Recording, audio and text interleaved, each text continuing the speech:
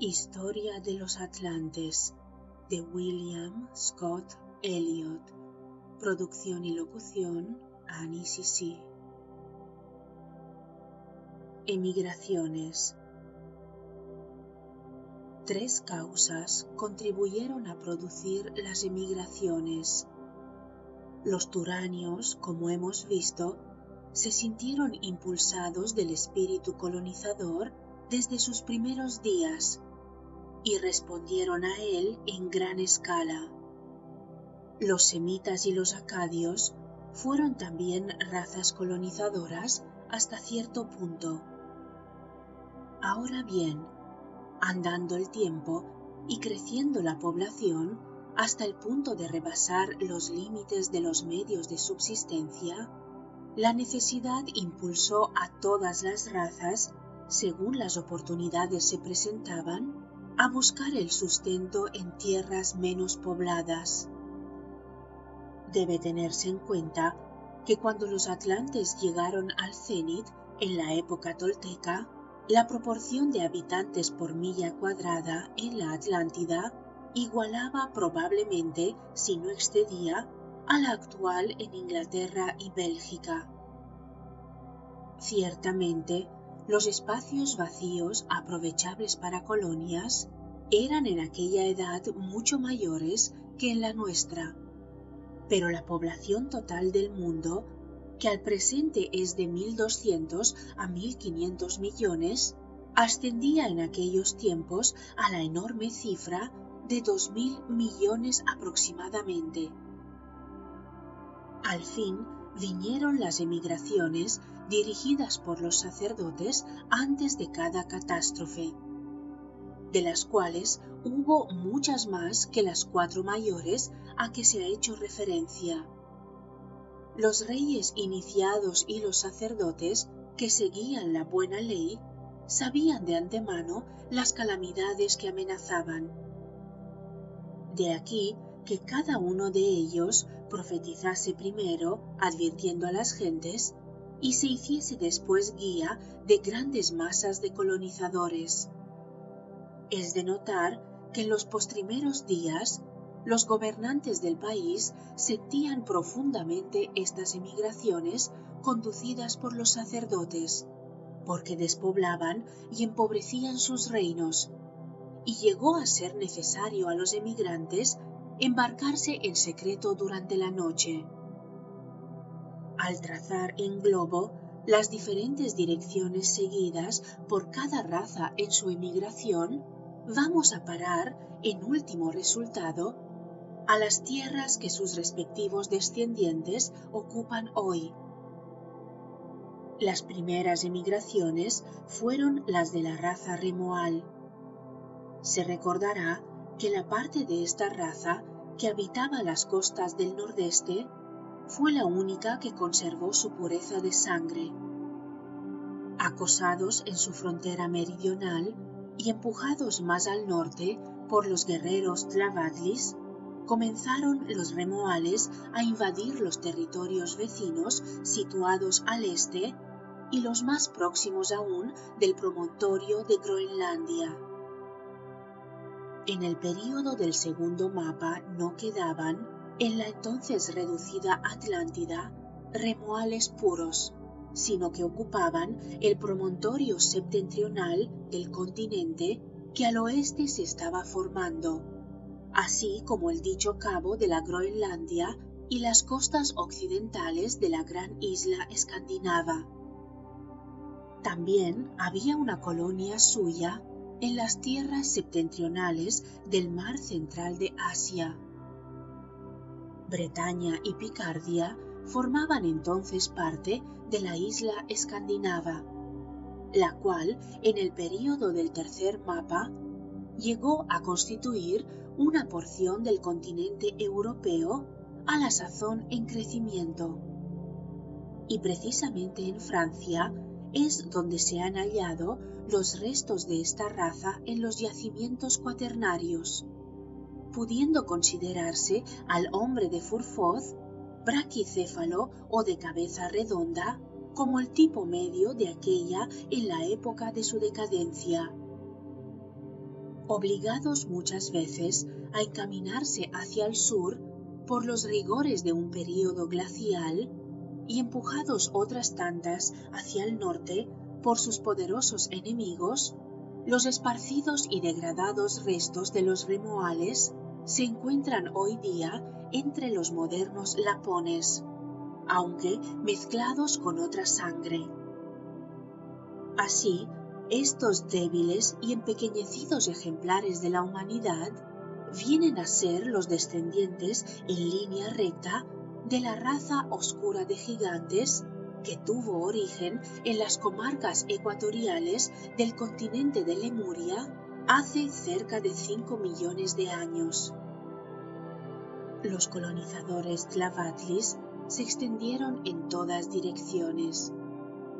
En el período del segundo mapa, sus descendientes se hallaban establecidos en las costas occidentales del continente americano, entonces en vías de formación, California, y asimismo en las costas situadas en la extremidad del sur, Río de Janeiro.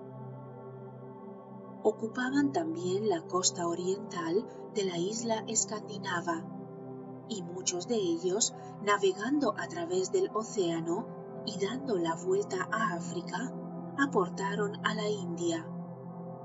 Allí se mezclaron con la población indígena de origen lemur, formando así la raza dravídica. Andando el tiempo, recibieron estos a su vez una infusión de sangre aria o de la quinta raza, a lo cual se debe la complejidad de tipos que hoy se encuentra en la India.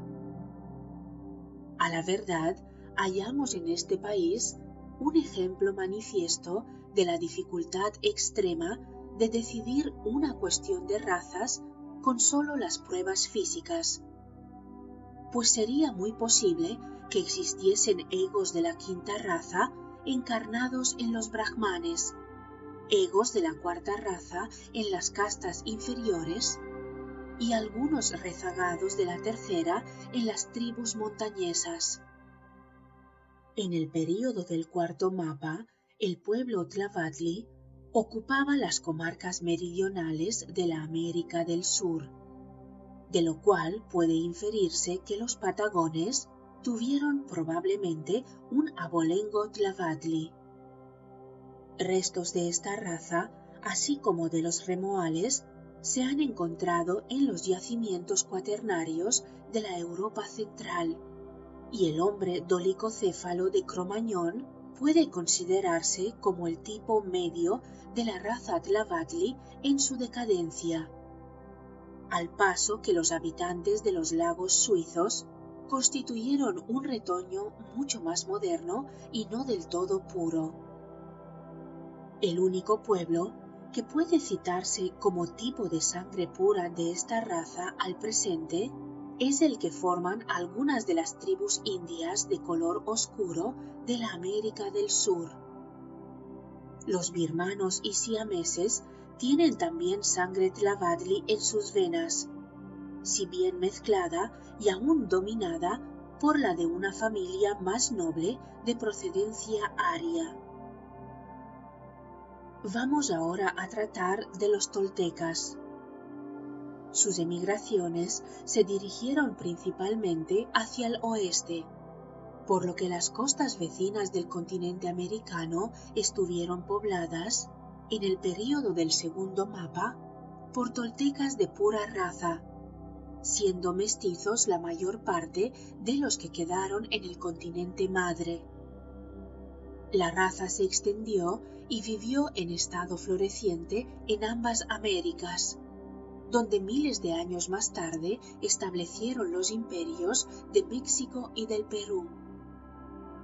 La grandeza de estos imperios es ya objeto de la historia, o por lo menos de la tradición, confirmada por los datos que ofrecen sus magníficos restos arquitectónicos.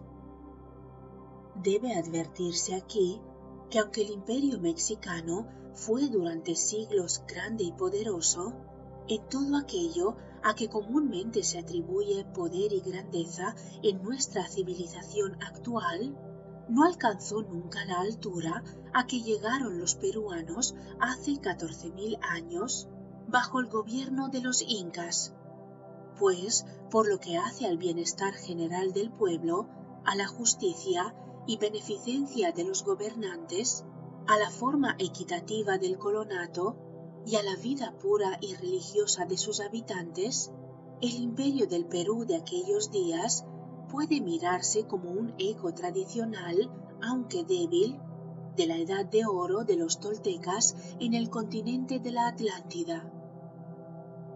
El tipo medio de piel roja de América es el mejor representante que hoy existe del pueblo tolteca.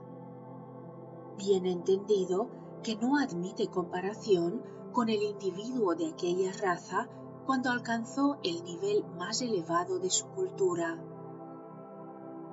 El curso de nuestro relato nos lleva ahora a tratar del Egipto, y la consideración de este asunto arrojará inmensa luz sobre su primitiva historia. El primer establecimiento que se fundó en este país no fue una colonia en el sentido estricto de la palabra, pero más adelante se llevó allí una gran masa de colonizadores toltecas para mezclarla con el pueblo aborigen y mejorar el tipo de éste. El primer acontecimiento fue la traslación de una gran logia de iniciados. Esto sucedió hace unos 400.000 años. La edad de oro de los toltecas había pasado hacía mucho tiempo. La primera gran catástrofe había tenido lugar. La degradación moral del pueblo y la práctica de la magia negra se había acentuado y extendido más y más. Era necesaria una atmósfera más pura para la logia blanca. Egipto estaba aislado y su población era escasa, por esto fue escogido. El establecimiento respondió a sus fines y la logia de iniciados, no estorbada por condiciones desfavorables, realizó su obra durante 200.000 años aproximadamente. Hace unos 210.000 años, maduros ya los tiempos, la logia fundó un imperio, la primera dinastía divina de Egipto, y comenzó a enseñar al pueblo. Entonces fue cuando la primera gran masa de emigrantes fue sacada de la Atlántida, siendo construidas las dos grandes pirámides de Giza durante los 10.000 años que precedieron a la segunda catástrofe, en parte como lugar permanente de la iniciación y en parte también para servir de arca donde se custodiara algún gran talismán mientras durase la sumersión que era inminente, según los iniciados sabían. El mapa número 3 presenta el Egipto bajo las aguas en las fechas a que nos referimos.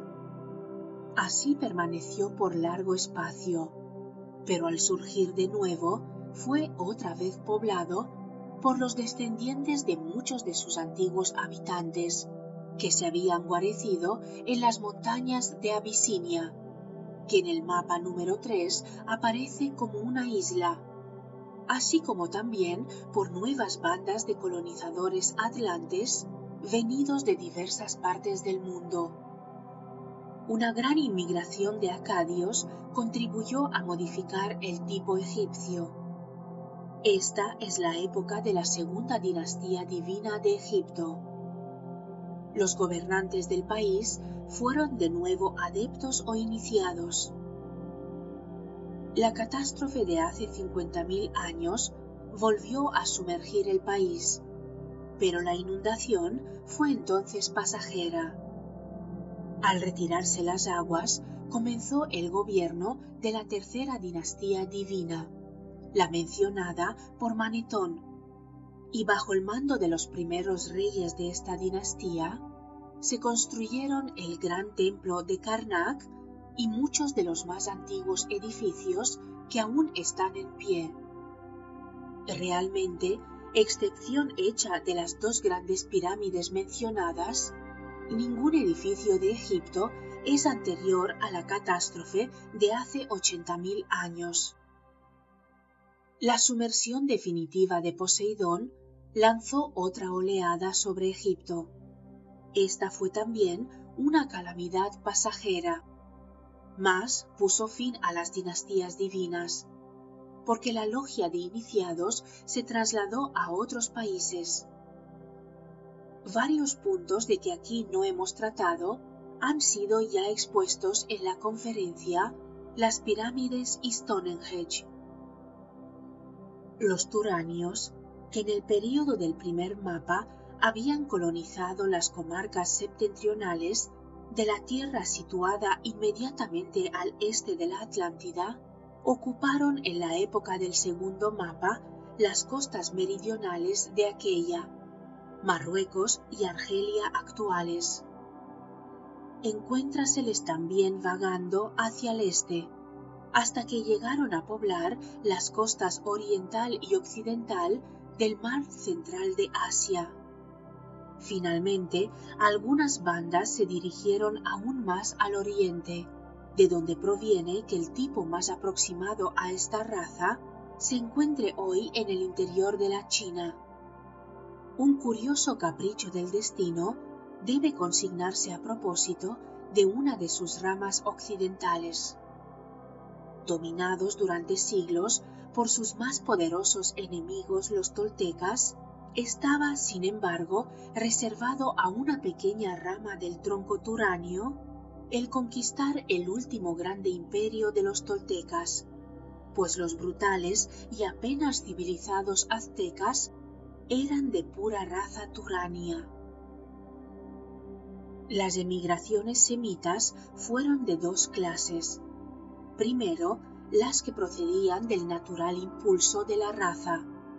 Segundo, la emigración especial efectuado bajo la guía y dirección del Manú, pues aunque parezca extraño, no fue de los toltecas, sino de esta subraza turbulenta y sin ley, pero vigorosa y enérgica, de donde fue escogido el núcleo destinado a producir nuestra gran raza quinta, la raza aria. La razón de esto estriba, sin duda, en la cualidad manásica característica, a la cual va siempre asociado el número 5. La subraza a la que correspondía este número, la semita, estaba precisamente en vías de desarrollar su cerebro y su inteligencia a expensas de las percepciones psíquicas, y este mismo desarrollo de la inteligencia, llevado a más alto nivel, es a la vez la gloria y el destino de nuestra quinta raza raíz. Por lo que hace a las emigraciones naturales, encontramos que en la época del segundo mapa, cuando aún existían poderosas naciones en la Atlántida, los semitas se habían esparcido por el occidente y el oriente. Por el primero, hacia los territorios que forman en la actualidad los Estados Unidos, lo cual explica la aparición del tipo semita en algunas de las razas indias. Y por el segundo, hacia las costas septentrionales del continente vecino, que comprendía entonces lo que llegó a ser después Europa, África y Asia. El tipo de los antiguos egipcios, así como el de otras naciones comarcanas, fue modificado en cierto modo por la sangre de estos primitivos semitas, pero excepción hecha de los judíos, los únicos representantes relativamente puros de aquella raza en el día de hoy son las cábilas ligeramente morenas de las montañas de Argelia. Las tribus que resultaron de la selección efectuada por el Manú para formar la nueva raza raíz emprendieron al fin su camino hacia las costas meridionales del mar central de Asia, y allí se estableció el primer gran reino ario. Cuando se imprima la conferencia sobre el origen de una raza raíz, se verá que muchos de los pueblos que acostumbramos a llamar semitas son en realidad de sangre aria. También el mundo recibirá nueva luz respecto a lo que constituye el derecho de los hebreos para considerarse a sí mismos como un pueblo elegido. En resumen, son un eslabón anormal que une las razas cuarta y quinta. Los acadios, aunque al fin llegaron a ser dominadores de la Atlántida, tuvieron su cuna, como ya hemos visto, en la época del segundo mapa, en el continente inmediato, siendo su solar aquella parte del Mediterráneo que cae poco más o menos en lo que es hoy Isla de Cerdeña. Desde este punto se dirigieron hacia el oriente, ocupando lo que al cabo fue costa de Levante, extendiéndose hacia Arabia y Persia. Según se dijo, contribuyeron también a poblar el Egipto. Los primitivos etruscos, los fenicios, incluyendo a los cartagineses, y los sumero-acadios fueron ramas de esta subraza, y los actuales vascos tienen probablemente más sangre acadia en sus venas que otra alguna. Es este lugar oportuno para hacer referencia a los primitivos habitantes de las islas británicas, porque en la primera edad de los acadios, hace aproximadamente 100.000 años, fue cuando la colonia de iniciados que fundó a Stonehenge desembarcó en aquellas costas, que eran por de contado las de la porción escandinava del continente europeo, según aparece en el mapa número 3. Los sacerdotes iniciados y los que con ellos iban parece que pertenecieron a una de las primitivas familias de la raza acadia. Eran más altos, más hermosos y de mayor cabeza que los aborígenes, los cuales, aunque provenían de una mezcla de razas, constituían en su mayor parte restos degenerados de los remoales. Como verán los que lean la conferencia sobre las pirámides y Stonehenge, la ruda sencillez de Stonehenge tuvo por objeto protestar de la ornamentación extravagante y recargada que se usaban en los templos de la Atlántida, en donde los habitantes habían caído en el degradado culto de sus propias efigies.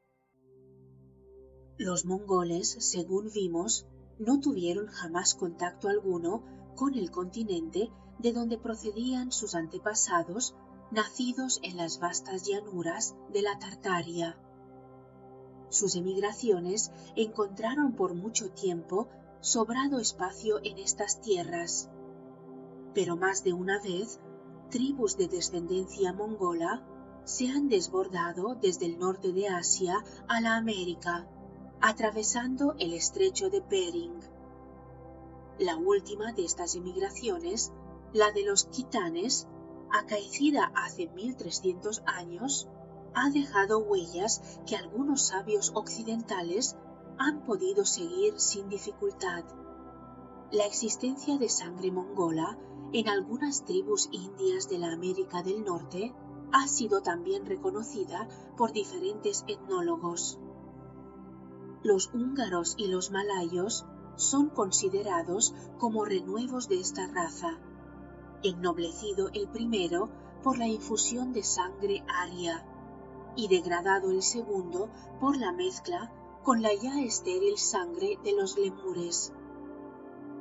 Pero el hecho interesante acerca de esta raza mongola es que su último vástago, los japoneses, se encuentra todavía en pleno vigor, pues en realidad no ha alcanzado todavía su cenit y aún le queda vida bastante para figurar en la historia.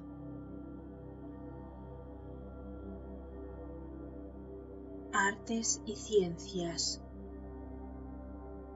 Debe reconocerse previamente que nuestra raza aria ha obtenido, por razón natural, adelantos mucho mayores en casi todos los sentidos que los atlantes, pero aún en aquello en que dejaron de alcanzar nuestro nivel, son interesantes las noticias de lo que realizaron al llegar a la mayor altura de su civilización. Por otra parte, los progresos científicos en que nos sobrepujaron son de una naturaleza tan deslumbradora que produce confusión lo desigual que fue esta raza en su desarrollo.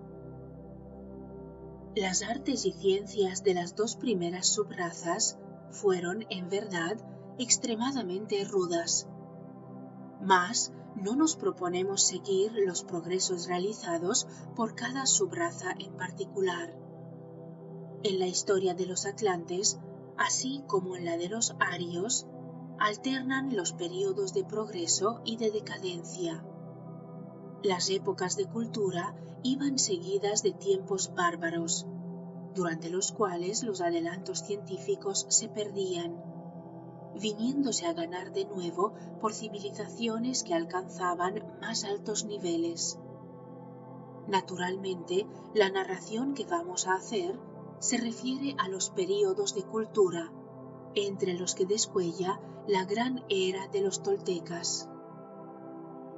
La arquitectura y la escultura, la pintura y la música fueron cultivadas entre los atlantes. La música, aún en los mejores tiempos, fue ruda, y los instrumentos del tipo más primitivo. Todas las razas atlánticas eran amantes del colorido, así que adornaban sus casas interior y exteriormente con colores brillantes. Mas la pintura, como arte delicado, no obtuvo jamás entre ellos carta de naturaleza, aunque en los últimos tiempos se enseñara en sus escuelas algo que se acercaba a este arte.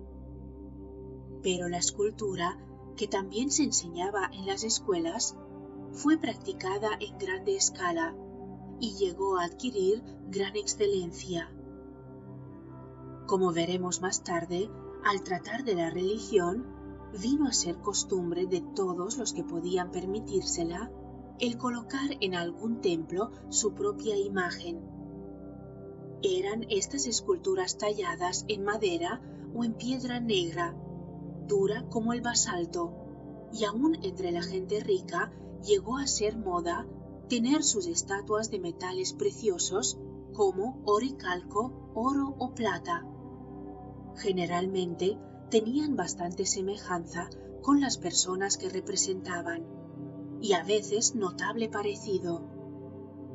La arquitectura fue la más ampliamente practicada de las bellas artes. Los edificios eran construcciones macizas de gigantescas proporciones. Las casas de las ciudades no estaban como las nuestras, unidas unas a otras formando calles. Algunas de ellas, de igual modo que las quintas, se hallaban en medio de jardines, y otras aparecían separadas por espacios de tierra común, siendo todas construcciones aisladas. Las casas de alguna importancia tenían patios centrales cerrados por 4 muros, y en medio de ellos solían colocar fuentes, que por ser tan abundantes en la ciudad de las Puertas de Oro, la dieron el sobrenombre de la ciudad de las aguas.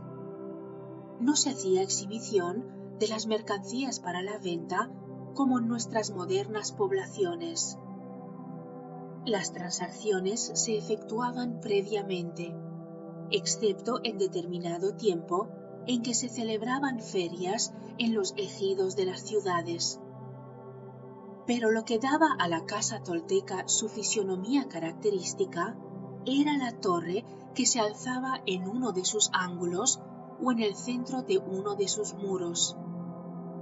A los pisos superiores conducía una escalera en espiral, construida en la parte exterior de la torre, la cual terminaba con una cúpula puntiaguda, que servía por lo común de observatorio. Como ya se ha indicado, las casas estaban decoradas con colores brillantes. Algunas tenían la ornamentación de talla y otras de frescos y pinturas. Los huecos de las ventanas se cubrían con una sustancia artificial parecida al vidrio, aunque menos transparente. En el interior faltaban los detalles de comodidad de la habitación moderna, pero la vida era muy civilizada a su manera. Los templos eran enormes recintos parecidos a las gigantescas construcciones de Egipto, pero fabricados en escala aún más estupenda. Los pilares que soportaban el techo eran por lo común cuadrados y rara vez cilíndricos. En los tiempos de la decadencia, había a los costados de las naves numerosas capillas en que se custodiaban las estatuas de los ciudadanos más distinguidos. Estas capillas eran a veces de tamaño tan considerable que podían contener todo un cuerpo de sacerdotes que algún hombre notable instituía para el servicio y culto de su propia imagen.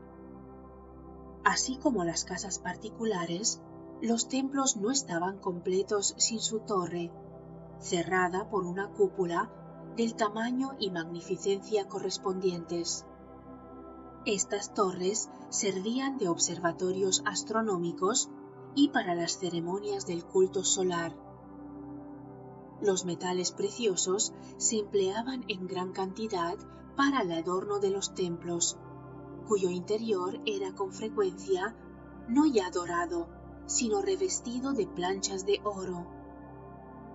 El oro y la plata eran tenidos en gran estima, pero, como más adelante veremos al tratar de la moneda, su empleo era puramente artístico, pues no se usaban como símbolos de cambio, al paso que las grandes cantidades producidas por los químicos, o alquimistas, como hoy les llamaríamos, hacían que no tuvieran, como ahora, la consideración de metales preciosos. Este poder de transmutar los metales no era universal, si bien eran tantos los que lo poseían que la fabricación era muy abundante. De hecho, la producción de estos codiciados metales puede mirarse como una de las empresas industriales de aquel tiempo con que los alquimistas se ganaban la vida. El oro era aún más apreciado que la plata, y por consiguiente se le producía en cantidad mucho mayor. Como preliminar de las noticias que vamos a dar sobre la educación que se recibía en las escuelas y en los colegios de la Atlántida, diremos unas pocas palabras acerca del lenguaje tolteca. Era universal, no solo en todo el continente, sino también en las islas occidentales y en la porción del continente oriental sujeta al dominio del emperador. Verdad es que sobrevivían restos de los idiomas remoal y tlavatli en comarcas extraviadas, al modo que hoy existen entre nosotros los idiomas celtas y cimbrio en Irlanda y el país de Gales. La lengua tlavatli fue la base de la Turania, en la cual, andando el tiempo, se introdujeron tales modificaciones que llegó a ser un lenguaje del todo diferente. Los semitas y acadios, a su vez, adoptando como punto de partida el idioma tolteca, lo modificaron respectivamente a su manera y produjeron dos variedades divergentes. Así, en los últimos días de Poseidón había varias lenguas distintas, aunque pertenecientes todas al tipo aglutinante, pues hasta los tiempos de la quinta raza no fue desarrollado por los descendientes de los semitas y de los acadios el lenguaje de flexión.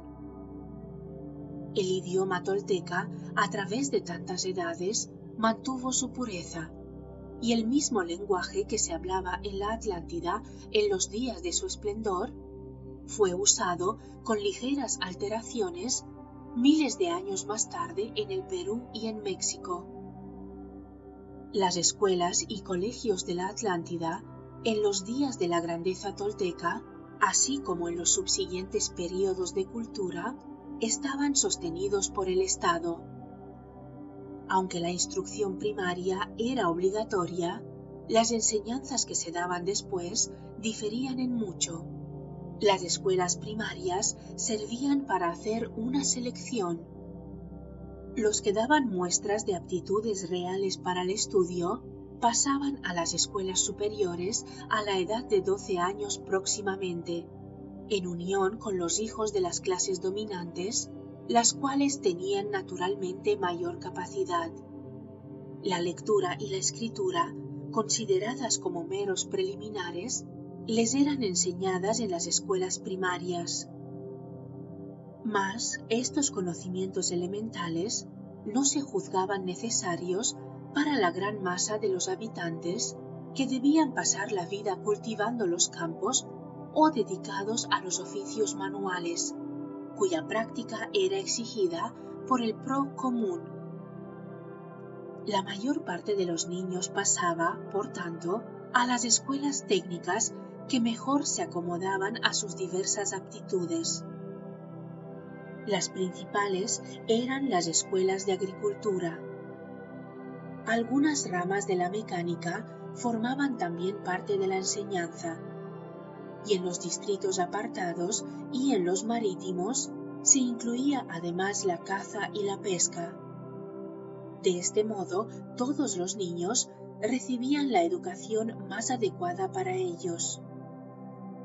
Los muchachos de más capacidad que, como hemos visto, habían aprendido a leer y escribir, recibían una educación más esmerada. Formaba parte principal de ella el estudio de las propiedades de las plantas y de sus virtudes curativas. No había en aquellos tiempos médicos de profesión, pues todo hombre educado sabía más o menos de medicina, así como de la curación por el magnetismo. Se enseñaba también la química, las matemáticas y la astronomía. Estos estudios eran análogos a los nuestros, mas el objeto a que principalmente dirigía sus esfuerzos el maestro era el desarrollo de las facultades psíquicas del discípulo y su instrucción en el manejo de las fuerzas ocultas de la naturaleza. En esta categoría se incluían las propiedades secretas de las plantas, de los metales y de las piedras preciosas, así como los procedimientos de la alquimia para la transmutación. Pero, con el tiempo, lo que los colegios de enseñanza superior de la Atlántida se ocupaban en desarrollar con preferencia fueron los poderes personales que Bulwer-Lytton llama vril, cuyo empleo con tanta exactitud describió en su libro The Coming Race. Cuando se determinó la decadencia de la raza, tuvo lugar un cambio en el sistema de instrucción. En vez de considerarse el mérito y la aptitud como títulos para adquirir los grados superiores de la enseñanza, las clases dominantes, más exclusivas cada día, no permitieron que persona alguna, a excepción de sus hijos, fuese dotada de los elevados conocimientos que tan grandes poderes conferían. En un imperio de las condiciones del tolteca, era natural que la agricultura fuese objeto de una grande atención. No solo se instruía a los labradores en escuelas especiales, sino que había colegios para preparar a personas idóneas a fin de que se dedicasen luego a los ensayos de cruzamientos de plantas y animales. Como los lectores de las obras teosóficas saben muy bien, el trigo no realizó su evolución en este planeta. Fue un don del Manú, que lo trajo de otro globo ajeno a nuestra cadena planetaria. Pero la avena y algunos otros cereales son resultado del cruzamiento del trigo con plantas indígenas de la tierra. Los experimentos que llevaron a este resultado fueron obra de las escuelas de agricultura de la Atlántida, dirigida, por supuesto, por inteligencias superiores. Pero el caso más notable del perfeccionamiento de la agricultura atlante fue la evolución del plátano banana.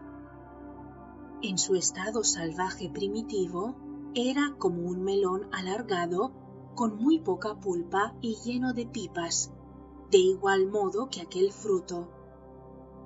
Se necesitaron muchos siglos, acaso miles de años, de selección y eliminación continuas para llegar a la planta sin semillas que al presente conocemos.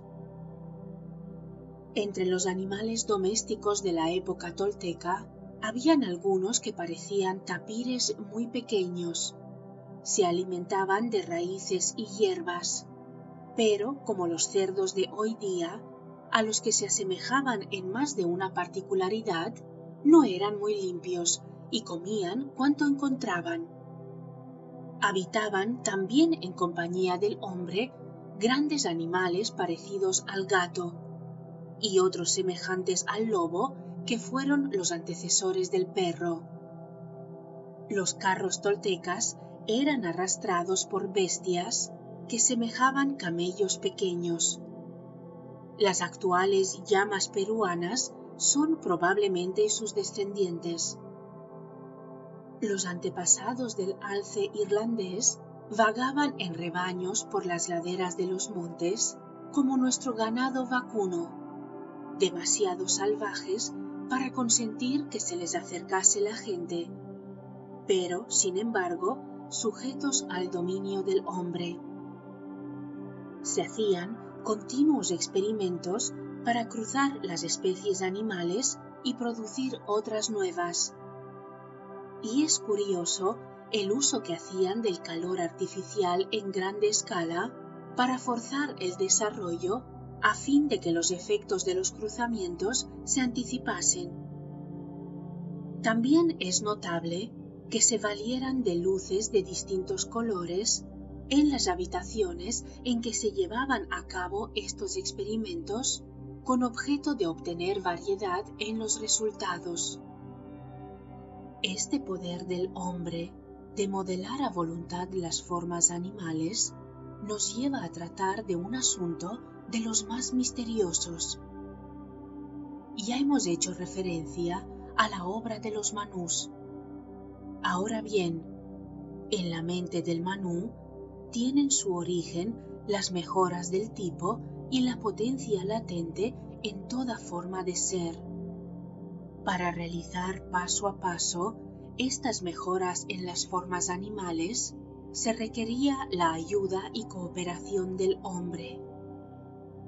Las especies de anfibios y reptiles, entonces abundantes, casi habían terminado su evolución y estaban a punto de adquirir los tipos más avanzados de aves y mamíferos. Dichas formas constituían la materia plástica a disposición del hombre. La arcilla estaba pronta a adoptar la figura que las manos del alfarero quisiera darle. La mayor parte de los experimentos antes indicados se hicieron con animales de clases intermedias, e indudablemente los animales domésticos, como el caballo, que tan importantes servicios prestan al hombre del presente, fueron el resultado de los ensayos en que la humanidad de aquellos tiempos cooperó con el manú y sus ministros. Pero esta obra común acabó muy pronto. Prevaleció el egoísmo, y la guerra y la discordia pusieron término a la edad de oro de los toltecas. Cuando, en vez de obrar lealmente para un fin común, bajo la guía de sus reyes iniciados, comenzaron los hombres a combatirse mutuamente, los animales, que de un modo gradual podían haber ido adquiriendo, con los cuidados del hombre, formas cada vez más útiles y apropiadas para el servicio de éste, abandonados a sus propios instintos, siguieron naturalmente el ejemplo de su monarca y a su vez comenzaron a devorarse unos a otros. Algunos fueron educados y utilizados por el hombre para sus cacerías, y de este modo los animales semidomesticados de raza felina, a que antes se hizo referencia, vinieron a ser los ascendientes de los leopardos y los jaguares. A este propósito, indicaremos un hecho que a algunos parecerá fantástico, el cual podrá, si no aclarar del todo la cuestión, mostrar, al menos, la moral contenida en este episodio relacionado con la marcha misteriosa de nuestra evolución. El león debía haber sido un animal de condición suave y de aspecto menos fiero si la humanidad de aquellos tiempos hubiese realizado la tarea que le fue encomendada. Dejando aparte la cuestión de si estaba llamado a morar junto al cordero y a comer paja como el buey, el destino que le estaba asignado en la mente del Manú no se ha cumplido todavía. Su arquetipo era el de un poderoso animal domesticado, una bestia fuerte, de lomo llano, con grandes e inteligentes ojos, ideada como la auxiliar más potente del hombre para los servicios de tracción. La ciudad de las Puertas de Oro y sus alrededores deben ser ahora objeto de nuestra atención, después de lo cual explicaremos el maravilloso sistema establecido en ella para proveer de agua a sus habitantes. Hallábase asentada, según hemos visto, en la costa oriental del continente, a los 15 grados norte del Ecuador. Rodeábanla a manera de parque hermosas arboledas, en las cuales se hallaban esparcidas las quintas de recreo de las clases ricas. Hacia el oeste se extendía una sierra de donde se traía el agua para el abastecimiento de la ciudad. Esta se hallaba construida en las laderas de una colina que se elevaba sobre las llanuras unos 500 pies. En la cima de esta colina estaba el palacio del emperador, rodeado de jardines, de cuyo centro brotaba una corriente continua de agua que abastecía en primer lugar el palacio y las fuentes de los jardines. Y corriendo desde allí, en las 4 direcciones de los puntos cardinales, se precipitaba formando cascadas en un canal o foso que cercaba los jardines del palacio, separándolos así de la ciudad situada debajo de ellos. De este canal partían otros 4 que llevaban el agua a través de 4 barrios de la ciudad hacia otras cascadas, las cuales a su vez caían en un nuevo canal que formaban otro cinturón de nivel más bajo. Así había 3 canales formando círculos concéntricos, el último de los cuales estaba aún por encima de la llanura. Un cuarto canal, al nivel de esta, pero de forma rectangular, recibía las aguas y las vertía en el mar. La ciudad se extendía sobre parte de la llanura hasta la orilla misma de este gran foso, que la cercaba y defendía con una línea de agua, formando un rectángulo de 12 millas de largo por 10 de ancho. Según se habrá observado, la ciudad se hallaba dividida en 3 grandes fajas separadas por canales. Lo que distinguía a la zona más elevada, esto es, la que estaba más inmediata a los jardines del palacio, era una pista circular para carreras y extensos jardines públicos. La mayor parte de las casas de los oficiales de la corte estaban situadas también en este recinto. Y además había una institución que no tiene semejante en los tiempos modernos. La denominación de Casa de los Extranjeros no daba más que una mezquina idea de lo que era aquel palacio donde los extranjeros que llegaban eran mantenidos todo el tiempo que querían permanecer en ella y tratados como huéspedes del Estado. Los otros dos recintos estaban ocupados por las casas aisladas de los habitantes y por diversos templos.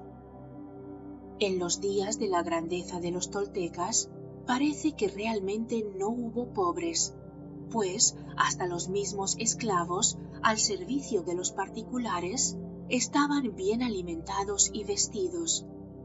Pero habían cierto número de casas relativamente pobres hacia la parte norte del recinto inferior, así como en el lado de afuera del último canal hacia la marina. Los habitantes de este arrabal estaban en su mayor parte dedicados a los oficios de la navegación, y sus casas, aunque separadas unas de otras, se hallaban más apiñadas que las de los demás distritos. Así, pues, la población tenía un abundante surtido de agua pura, siempre corriente, mientras que los recintos superiores y el palacio del emperador estaban protegidos por varios fosos escalonados en dirección al centro. No es preciso un gran conocimiento de la mecánica para darse cuenta de las enormes obras que habría de requerir la dotación de agua de una ciudad que, en los días de su grandeza, encerraba dentro de los 4 círculos cosa de 2 millones de habitantes. Jamás se ha intentado en los tiempos de Grecia y Roma, ni en los modernos, trabajo hidráulico semejante. Y hasta es muy dudoso que el más hábil de nuestros ingenieros pudiese obtener tal resultado, ni aun con el empleo de sumas fabulosas. Es, por lo tanto, interesante el conocimiento de algunas de las particularidades que ofrecía esta obra. El agua procedía de un lago situado a una altura de 2.600 pies en medio de las montañas que, según dijimos, aparecían al poniente de la ciudad. El principal acueducto, cuya sección era oval, tenía 50 pies de diámetro mayor y 30 de menor, y se dirigía por bajo de tierra a un enorme depósito en forma de corazón.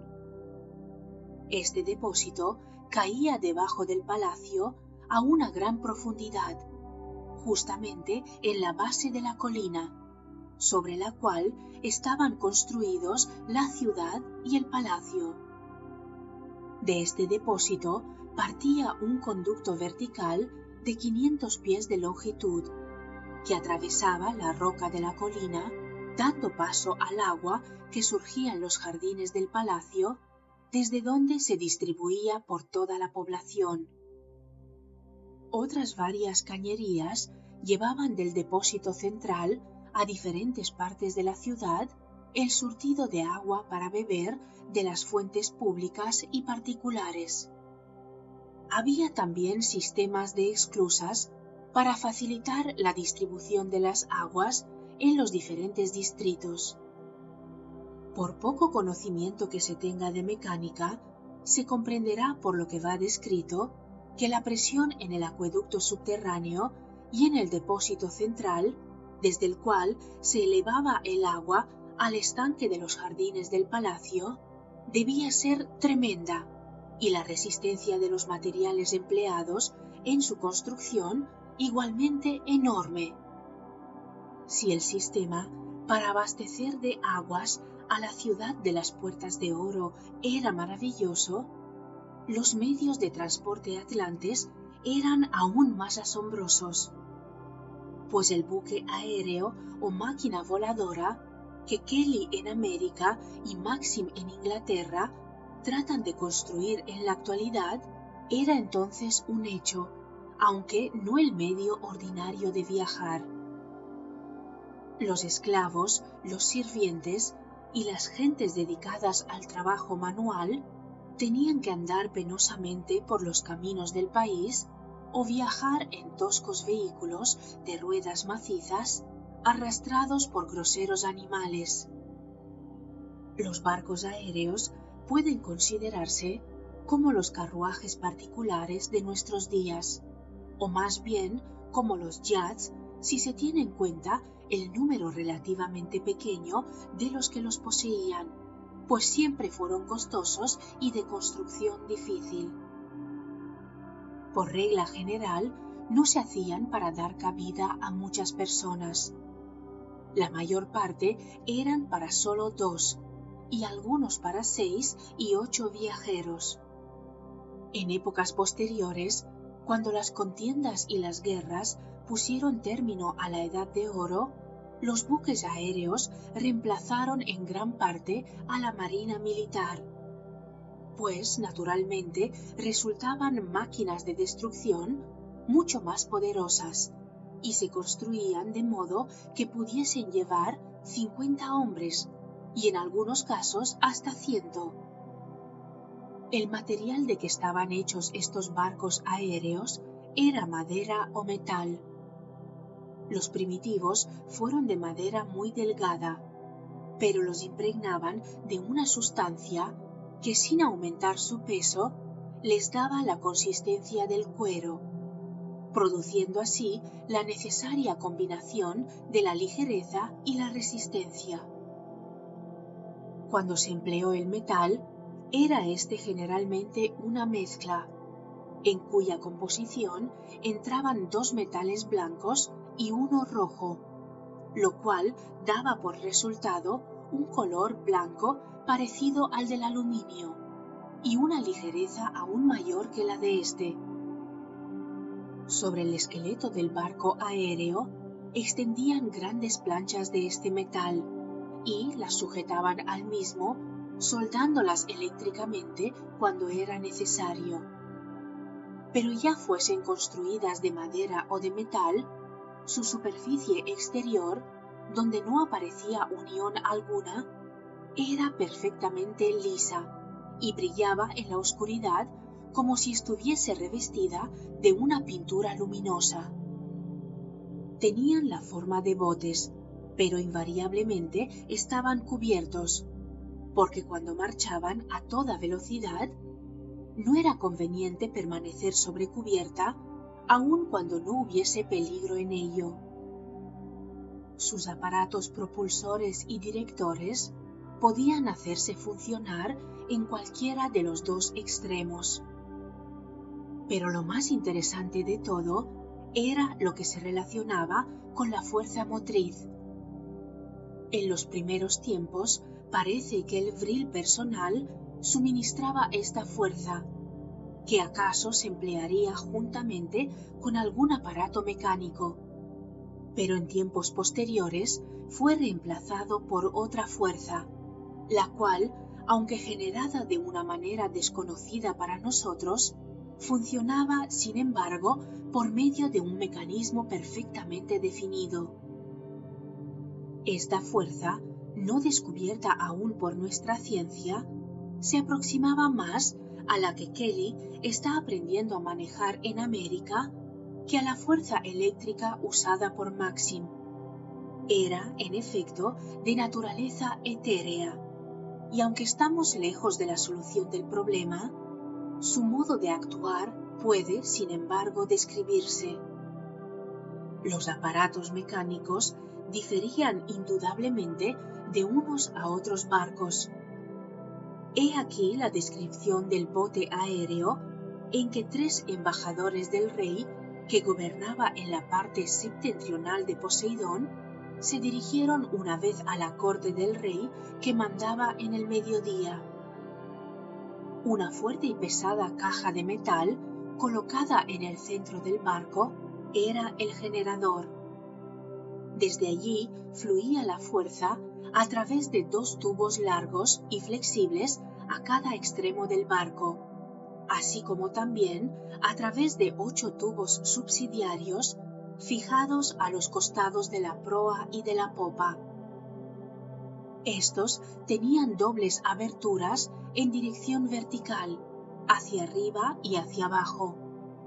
Cuando se iba a dar principio al viaje, se abrían las válvulas de los 8 tubos de los costados que se dirigían hacia abajo, permaneciendo cerradas todas las demás válvulas.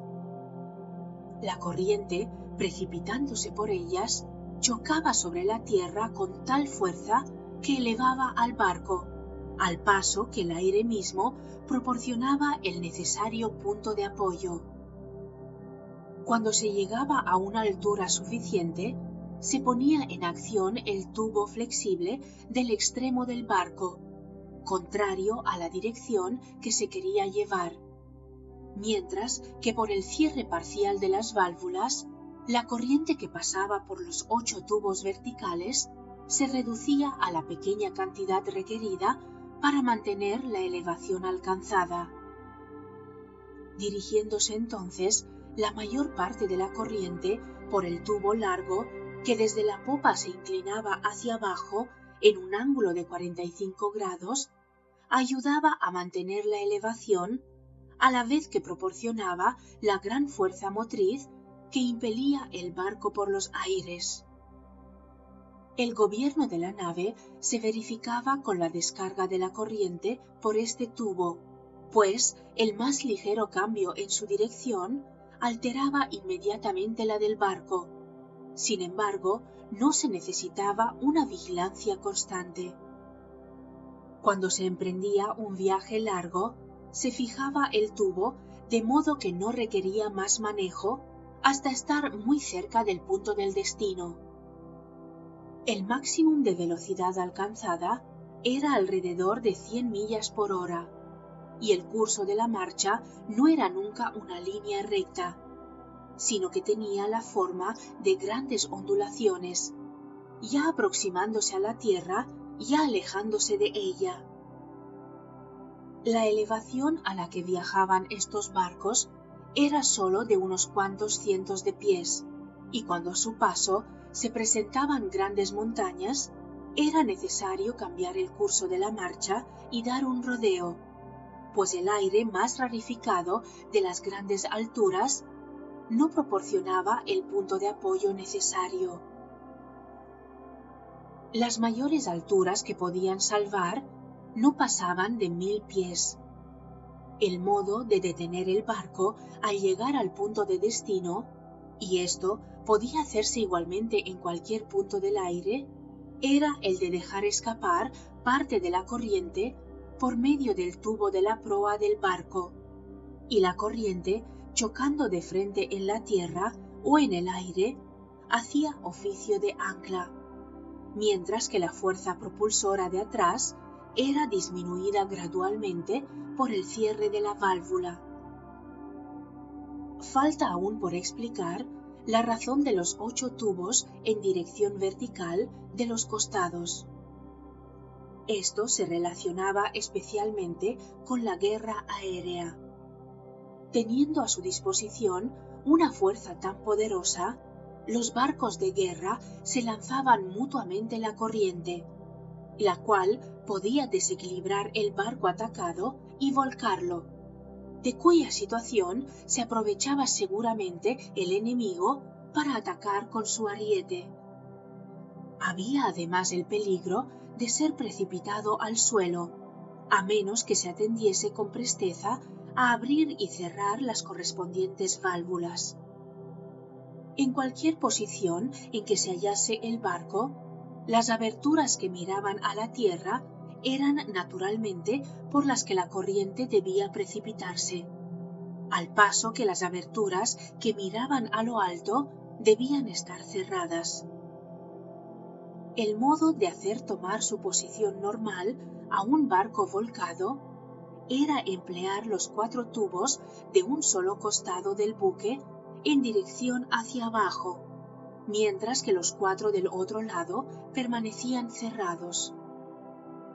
Los atlantes también tenían barcos marinos impulsados por una fuerza análoga a la ya descrita, pero la corriente, que según se ha visto producía grandes efectos, en este caso tenía una apariencia más densa que la usada en los buques aéreos. Te agradezco enormemente que hayas escuchado este audiolibro. Si estás aquí y ahora es porque te ha aportado algo muy valioso para tu camino. Por favor, en reciprocidad, dale like, comenta, suscríbete al canal y comparte este vídeo. De esta forma, este conocimiento llegará a mucha más gente. Gracias, gracias, gracias. Soy Annie Sisi. Hasta el siguiente vídeo.